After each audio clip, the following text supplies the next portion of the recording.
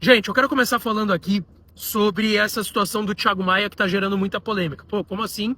O Inter contrata um jogador no final da janela do início do ano, tá? Em 24 agora. A gente está falando aí de março, pelo menos, quase abril. E agora o jogador está sendo liberado para ir para o Santos. É muito estranho, de fato, esse caso.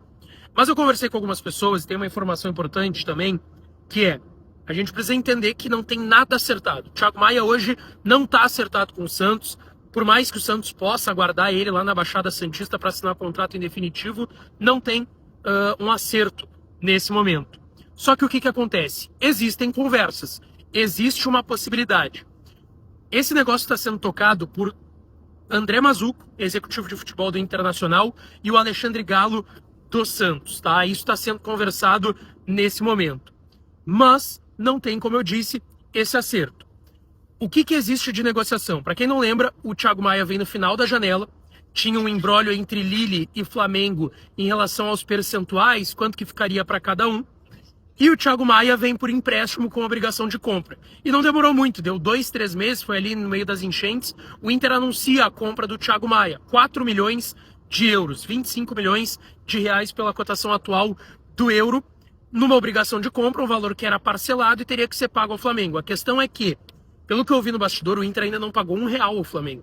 E o Inter já deveria ter pago, inclusive, uma das parcelas, tá? A primeira parcela deveria ter sido paga e o Inter não pagou o Flamengo. Dentro disso, o negócio com o Santos envolveria uma ida do Thiago Maia e o Inter sem precisar pagar R$1 para o Flamengo, e aí o Santos assumiria esses 4 milhões de euros.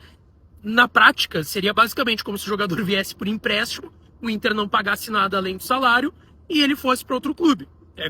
Na prática, é praticamente como se ele tivesse vindo por empréstimo e o Inter não tivesse ativado a cláusula de obrigação de compra.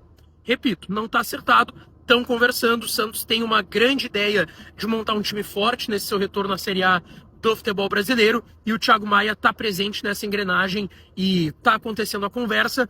Por parte do Inter falta um comunicado oficial, uma resposta oficial até para ter um tipo de explicação. Pô, o Thiago Maia chegou esse ano, né, gente? Seria de fato uma situação muito curiosa, mas esses bastidores que eu queria trazer para vocês, a conversa do Paulo Brax, ex-executivo do Inter e atualmente no Santos, o Galo, que está por lá, Alexandre Galo, também já trabalhou no Inter, estão conversando com o André Mazzuco e é quem está tocando essa negociação, tá? E o Thiago Maia segue sem também se manifestar sobre isso. Mas o negócio está acontecendo.